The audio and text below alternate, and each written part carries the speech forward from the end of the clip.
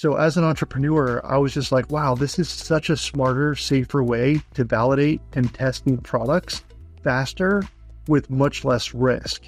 And then once you have that pre-sale on Kickstarter, Indiegogo, if it's big enough, with economies of scale, you can place larger volume orders with your manufacturers, and you can actually make much bigger profit margins. Welcome to the B2B Breakthrough podcast. We're here to bring you all the best knowledge, insights, and strategies from e-commerce experts, successful business owners, and the team at Alibaba.com that you'll need to grow your business and achieve your next big breakthrough. I'm your host, Sharon Gai. On today's episode of the B2B Breakthrough podcast, we're thrilled to have Will Ford join us. Will is the president and co-founder of LaunchBoom, a cutting-edge consulting company that revolutionizes the way consumer products are launched through crowdfunding platforms like Kickstarter and Indiegogo. His expertise extends beyond crowdfunding into comprehensive business development, including product ideation, marketing, and fulfillment. Today, he also enriches the crowdfunding community through his role as a partner and co-founder of the Crowdfunded Summit, the world's largest virtual crowdfunding conference. Join us as we dive into Will's insights on turning innovative ideas into profitable business ventures. Welcome, Will. Thanks so much for having me, Sharon. It's great to be here. So would you like to start us off by just letting us know how you got started? So when I first started LaunchBoom, I made several trips out to Shanghai, Shenzhen, Guangzhou, been to Hong Kong many times, and all throughout Asia, we have a tremendous amount of business, as you can imagine, because we're crowdfunding, and I work with entrepreneurs worldwide. So I currently work with clients in over 50 countries outside the United States. Wow. How did they usually find you? So when I first started LaunchBoom, I was doing something that had never been done before, which was providing a service to product creators to help them properly prepare their product launches before we go to Kickstarter or Indiegogo.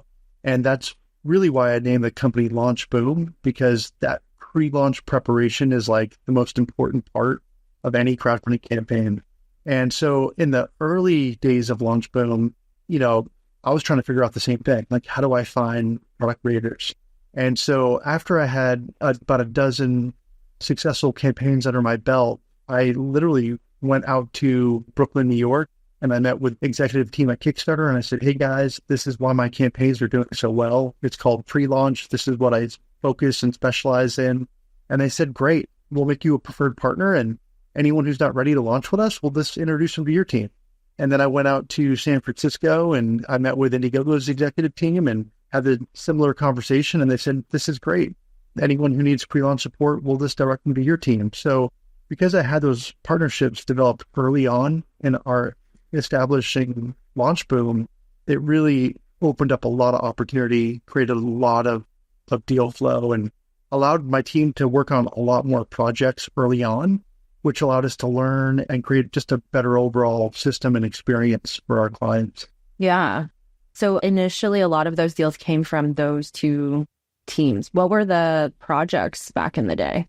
And was this early 2010s, or?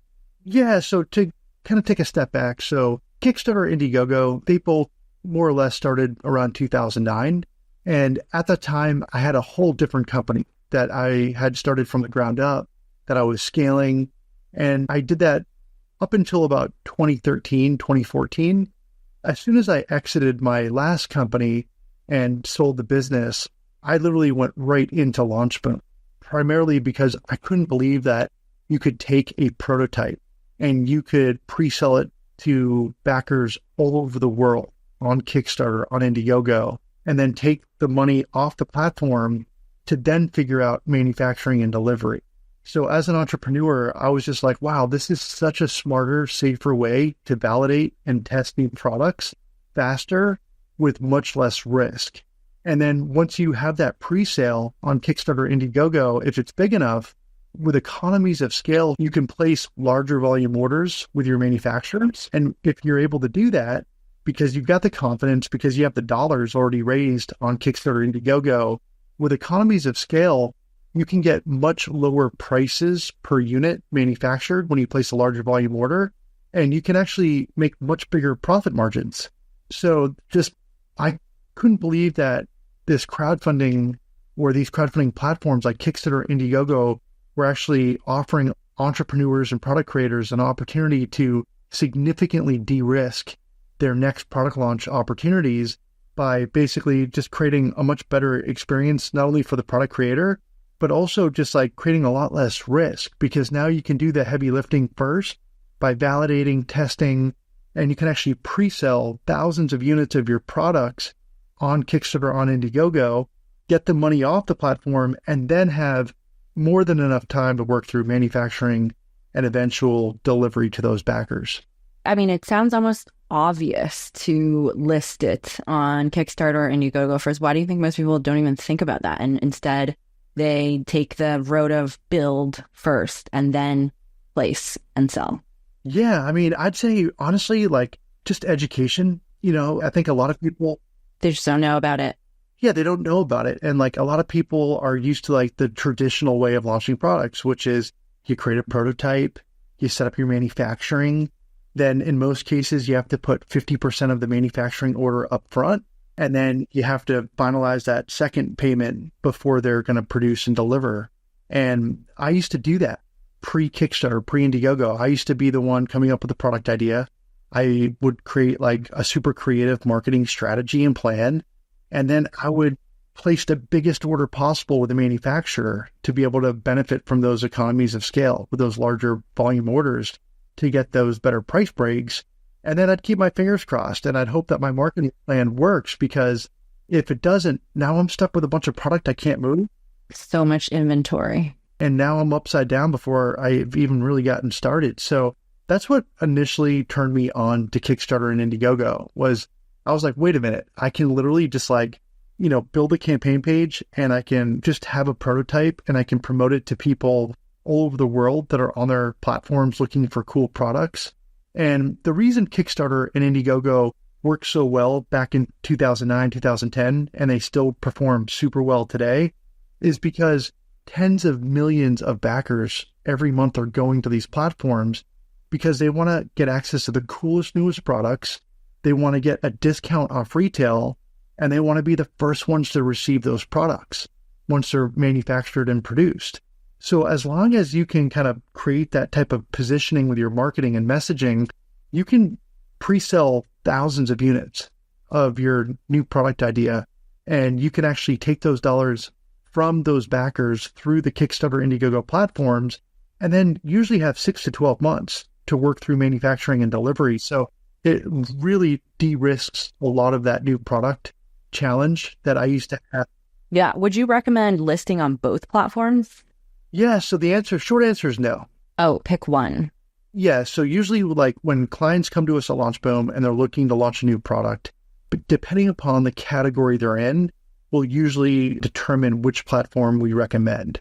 So the reason I started LaunchBoom, Sharon, was because when in the early days, when Kickstarter and Indiegogo first opened up their doors, it was really easy as a product creator just to like post a campaign, promote your new project with very little ad budget or any ad spend. And because they had these massive audiences of backers that were looking for these super cool products and wanting to support these entrepreneurs.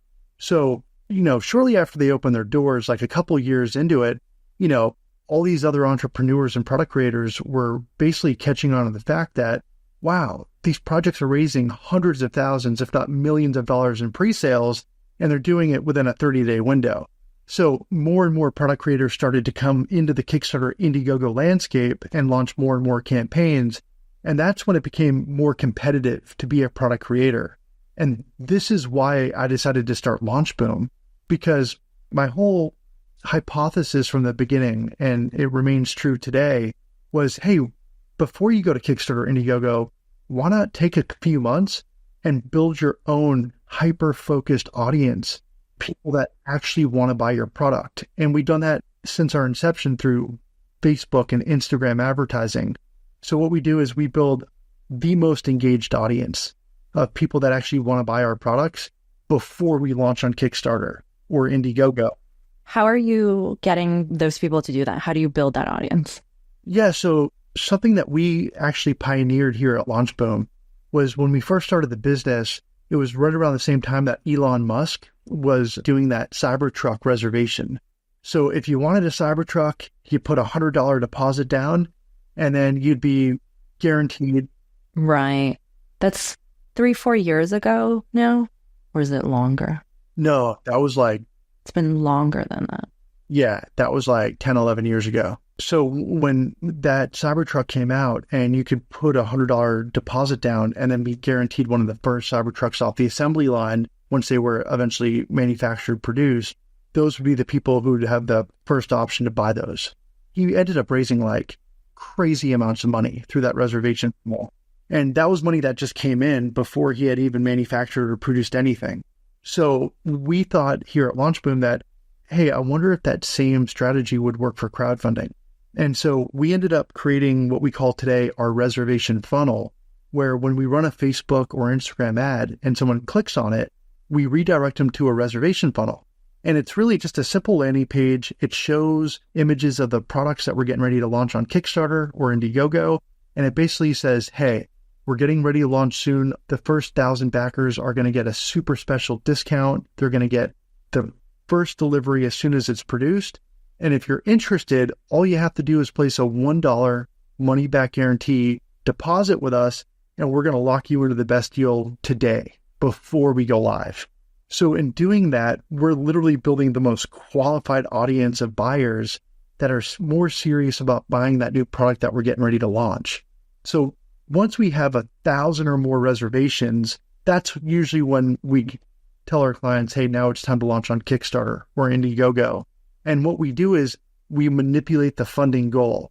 So on Kickstarter and Indiegogo, you need to set a campaign goal, and you need to hit that number in order for the campaign to be considered successful and for the platforms to release the dollars from those pre-sales into your bank account after the campaign ends.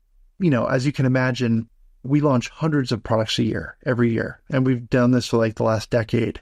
So when every one of our new clients come into LaunchBoom, everyone's like, I want to pre-sell $1 million or more of my product, right? Everyone wants to do the same thing. So whenever we launch a product, our campaign goal is normally somewhere anywhere between 10 or 50,000. And that number is predicated on the pre-launch data that we know will convert as soon as we launch on Kickstarter or Indiegogo. So you're trying to guarantee that this amount of money is going to come into the seller's bank account, because most likely they'll hit this goal. Exactly. So what we're doing is we're making sure that we get the entire project funded, and we're the best in the world at this. So we literally, our average funding time is 14 minutes. And again, we're doing this hundreds of times a year. So what happens is once we have that reservation funnel maxed out and we know that we can control the outcome for our client, that's when we go live on Kickstarter and Indiegogo. And that reservation funnel will convert at 30% or higher. Within the first email blast that we send to our pre-launch community, we know that we're going to have 30,000 and potentially a lot more immediately after we go live. When this happens and Kickstarter sees all this outside traffic coming into their platform and converting, they start to promote the campaign. So they'll give us top placement on their platform. They'll make us a product they love and get us more eyeballs from their backers there. They'll start to feature us in their newsletters and promotions. And so when this happens, that $30,000 campaign very quickly becomes hundreds of thousands of dollars in pre-sales and sometimes $1 million or more. Are there other ways to advertise within Kickstarter or Indiegogo? Because their traffic is probably so varied. Even if they are the early adopters, the people that like the cool products, that there's just so many different types of people there with different preferences. Is there a way for the platform to match that right potential user to a potential seller? Yeah, so that's primarily why I decided to start LaunchBoom, because the short answer is no. They didn't really provide any pre-launch support. And when I was launching my first products, I was actually looking for a LaunchBoom. I was trying to find someone to help me with my pre-launch efforts. And there was no one out there doing that type of work to support the entrepreneur or the product creator. Would you say that's still the first step? So if I was a customer of LaunchBoom, the first step that I still have to sort of do is that creation of that Facebook ad or that Instagram? Because it kind of starts there. That's sort of the ad being shown in the void, and that's algorithmically created so that that ad is attracting the right potential users to then go to that landing page for them to put in the dollar and to reserve with the dollar. Is there a secret to creating a successful, that ad part, whether it's on Facebook or Instagram? Oh yeah, very much. Do you recommend your customers with like a certain formula of some sort? Yeah, so we've come so far in the last 10 years, Sharon. So today we're not even an agency anymore. So 2 years ago, we actually pivoted our agency over to a coaching consulting model because we were able to elevate the technology we were using, our platform and software as an agency, to make it more consumer friendly. So the idea was like, how do we help support more product creators in succeeding on Kickstarter and Indiegogo, but how do we make it as affordable as possible? So at the end of these campaigns, there's much more meat on the bone for them to reinvest into their businesses so they can actually build a profitable business after the product launch. Because everyone who comes into LaunchBoom, they all want to have these big, successful product launches, but they really want to have a successful business that they can scale and grow and eventually, live off the profits, right? And so what we did a couple of years ago at LaunchBoom was we actually pivoted away from our agency model because we basically developed a system that was much more affordable and much less risky to help all of our clients micro test, understand their pricing, understand who their ideal demographic of buyer is. And we're able to do this through our pre-launch system, and we do it with them now. So now we have a coaching consulting platform. Our clients come into LaunchBoom. They'll give us all the information we need to know about the product. We now have AI integrations that allow us to maximize efficiency. So now we can do market research studies super early on when we onboard a client. We can help them understand what makes their product unique and superior to their competitors in that landscape. We can also help them understand how to price their products. Because so many of our clients come in with these awesome products and they're like, hey, Will, how much should I sell for? And I always tell them all the same thing. I don't know. Let's plug it into my system. Let's do some micro testing and let's figure out what that price should be that is going to help us maximize conversions when we do run those Facebook and Instagram ads. So it's a super sophisticated system that we've invested millions of dollars into building over the last decade. But today it's literally the most effective, the most affordable, and by far the best solution in supporting product creators and helping them truly maximize their campaign outcomes once they do launch on Kickstarter or Indiegogo. So, we're able to help kind of walk our clients through each and every step of the pre-launch process so that we know that like the T's are crossed, the I's are dotted, and that when we do launch, we're going to have that LaunchBoom effect. We also have over 10 million backers in our database. So every campaign we've launched over the last 10 years, we have a copy of all the backers that have backed one or more of those projects that we've managed and launched over the years. So we can actually share those audiences with our clients. So depending on the article they're in, we can actually create those lookalike audiences in their Facebook, Instagram accounts, which allows us to drastically drop the cost of the ad budgets that we need to do the validation, the testing. That it's even more precise. And to maximize that reservation funnel. Exactly. So how much money do you think somebody would need to get started? Yeah, that's a great question. So someone, when they come into LaunchBoom, so when I was an agency, we used to need much, much bigger budgets. And that's why we decided to pivot over to this coaching consulting model, because as long as you're willing to put a little time in and work with us, we can drastically cut the cost to literally pennies on the dollar compared to what we used to charge as an agency. So to answer your question, today, we are the most affordable solution. So I usually recommend to anyone coming in that we haven't done any work on their project or done any testing, we usually recommend that they prepare at least like $20,000 to support that launch. Okay. And where is that going if we divide that up? Yeah, so I usually say like half that's going to go into the marketing costs, kind of setting up that video and the marketing assets you're going to need to run the ads.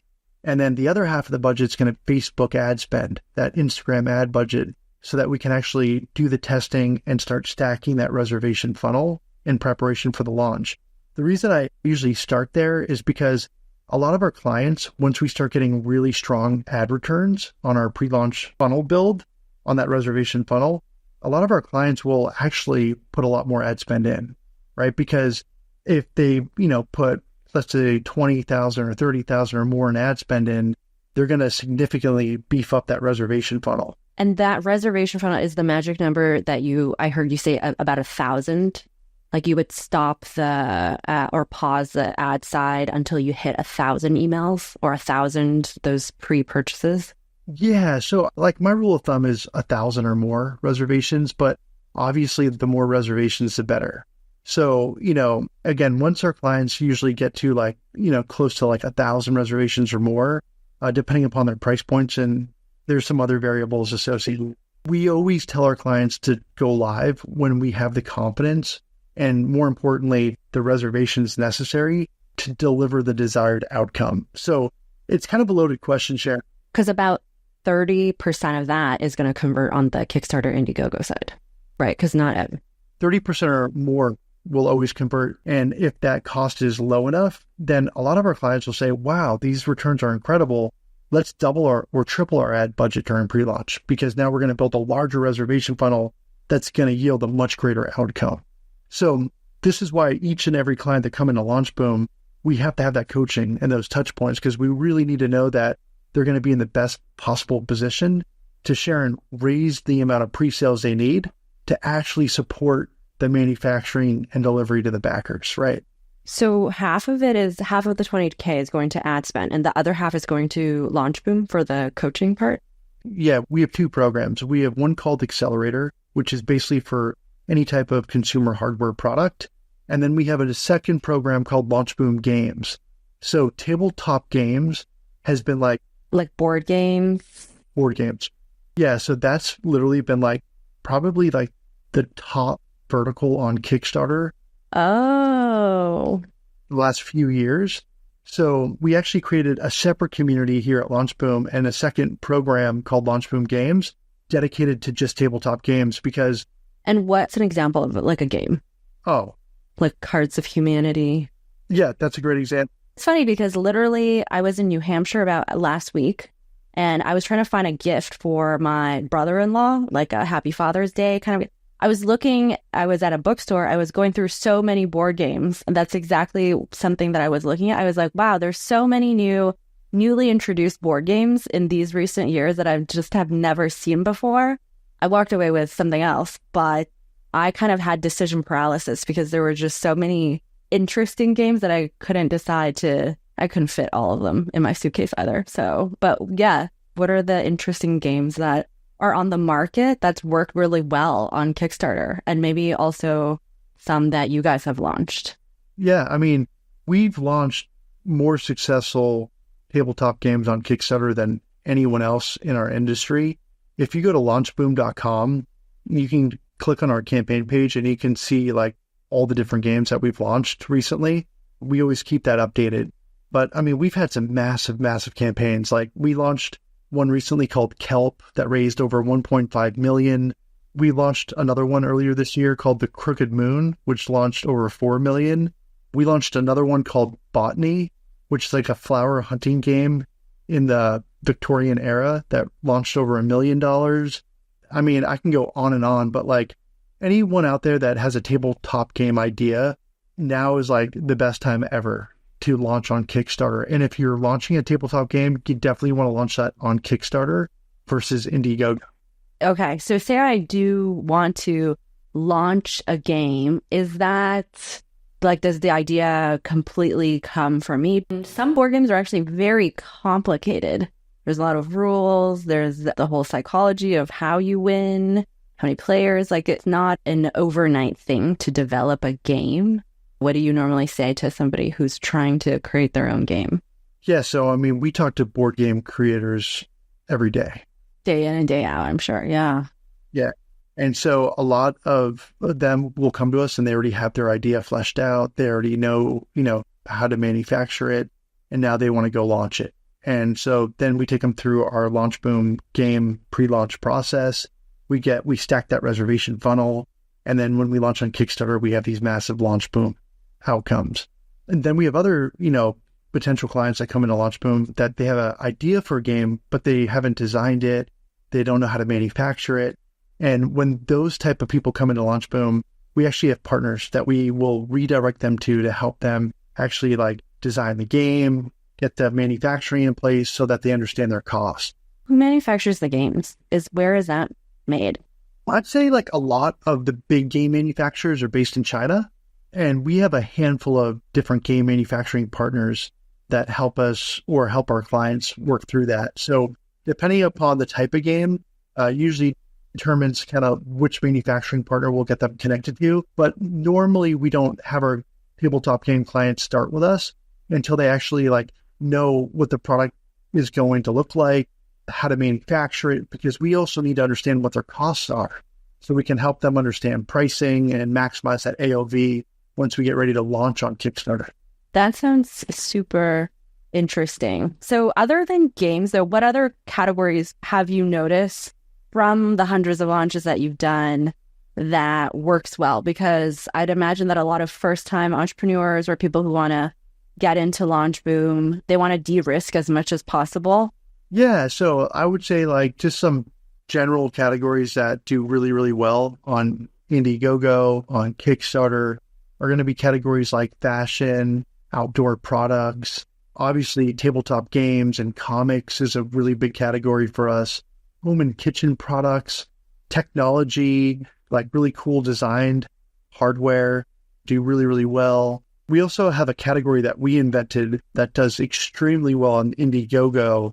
We call it the glamping and hotel category. And so what's really cool is back in 2019, I had a client reach out to me and he had bought a big piece of land in Joshua Tree, California. And he had a render artist design what the land was going to look like once it was developed. And it was called Bubble Hotels. And so what we ended up doing was we launched a campaign on Indiegogo, and we basically were able to pre-book rooms from backers, and we were able to raise like over $800,000 in pre-booking these rooms that gave our client the capital he needed to actually finish the development and to actually build out this really cool glamping experience.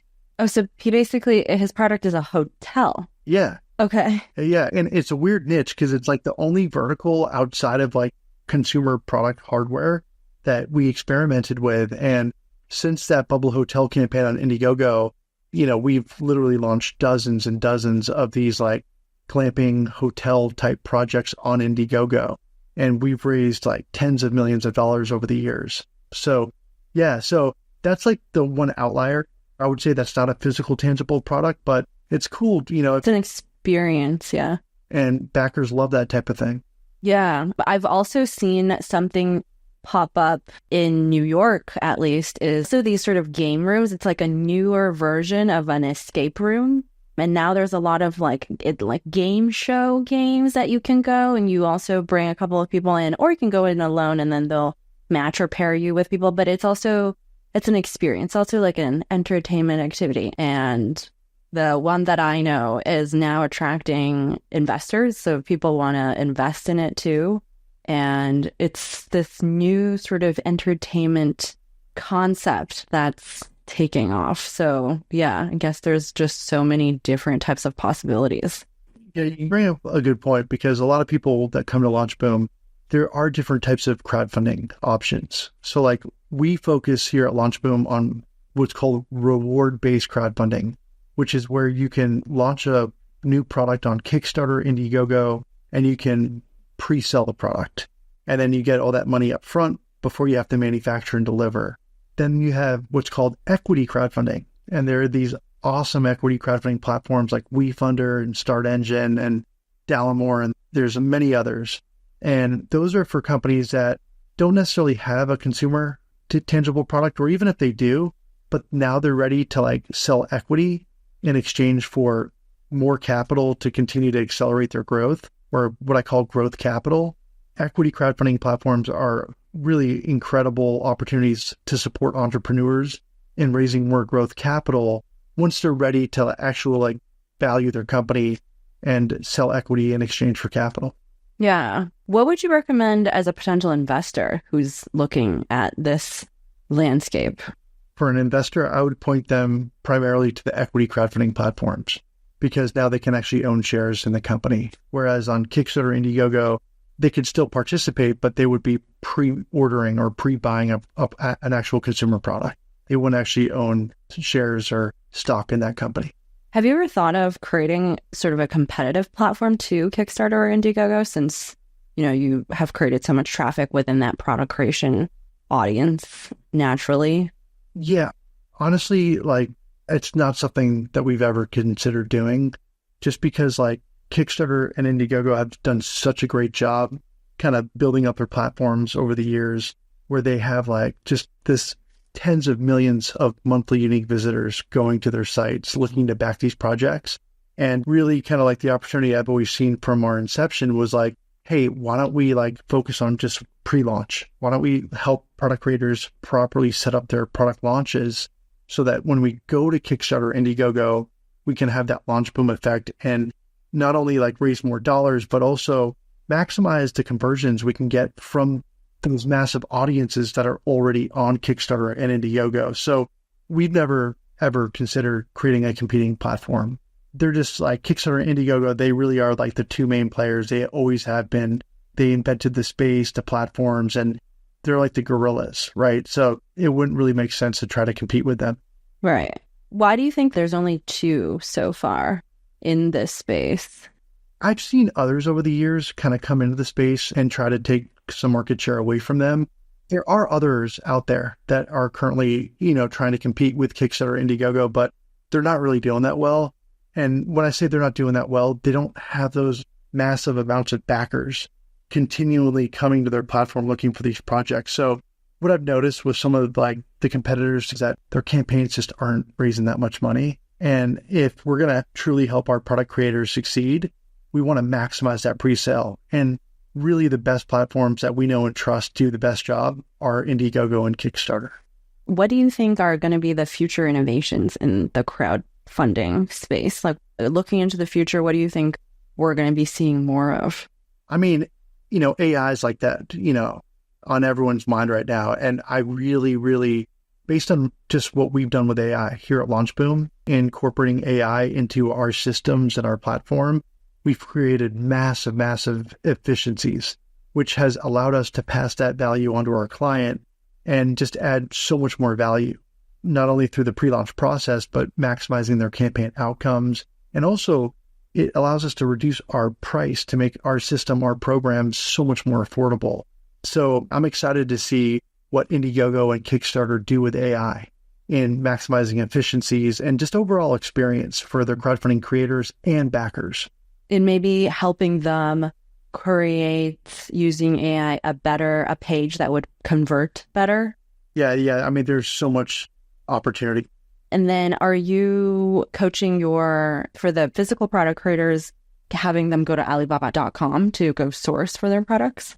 Yeah, definitely. That's probably where most of our clients that are early stage, because Sharon, from a macro perspective, half of my clients are very successful e-commerce brands, and they already have their manufacturers in place, and they use my system to validate and test new product ideas before they dump, bigger budgets. More money into, yeah. And then the other half of my clients are early stage mom and pops looking to come out with their first product launch and come out with a bang. So, we've got a wide spectrum of clients that we serve and work with, which is great. Our system works for everybody. What's one final piece of advice you would have for somebody who wants to start off? Honestly, I always tell everyone that has been noodling on a new product idea and, just for whatever reason, haven't, made the leap of faith to actually take that product idea and launch it. I always tell everyone the same thing. If you've got a product idea and even if it's on a napkin sketch, if you come to LaunchBoom, we can literally get you plugged into product designers. We've got partners that can actually help them take those napkin sketches and turn them into CAD images and renders, 3D renders. And today, you don't even need to have a physical prototype to launch a Kickstarter or Indiegogo campaign. That's true. You just need a photo of that thing You need a high-res render. So you want a high-resolution render that we can then turn into the marketing assets like the Facebook ads and Instagram ads, so we can actually do the pre-launch work and eventually get to Kickstarter and Indiegogo and pre-sell as many units as possible. So it's actually never been a better time for anyone out there who's got an awesome product idea to actually get started, because you don't need nearly as much capital up front anymore. And as long as you've got that idea on a napkin and you want to take the next step and launch it and turn it into a profitable business, we can do that now for literally pennies on the dollar compared to like what I had to do 10 years ago when I first started LaunchBoom. Cool. Okay. Well, I'm going to take it to heart. Maybe I'll be creating my own board game. It's a good idea. It's not a bad idea. I mean, board games are crushing it right now on Kickstarter. It's been like last year, 2023, we launched hundreds of products. And of all the $1 million campaigns that we brought through our system and onto Kickstarter, half of our $1 million campaigns were board games. Wow. Yeah. So then I'm not going to have decision paralysis anymore. When I go into a bookstore, I'll just be gifting other people my board game. Exactly. I'll call you about that. Well, thank you so much for joining. Thank you, Sharon. I really appreciate your time today. B2B Breakthrough is produced by Alibaba.com. To find out how Alibaba.com is empowering its customers with the tools, services, and resources they need to grow their businesses, visit Alibaba.com. And then make sure to search for B2B Breakthrough Podcast on Spotify, Apple Podcasts, or wherever you find your podcasts. Make sure to follow us so you don't miss future episodes. On behalf of the team here at Alibaba.com, thanks for listening.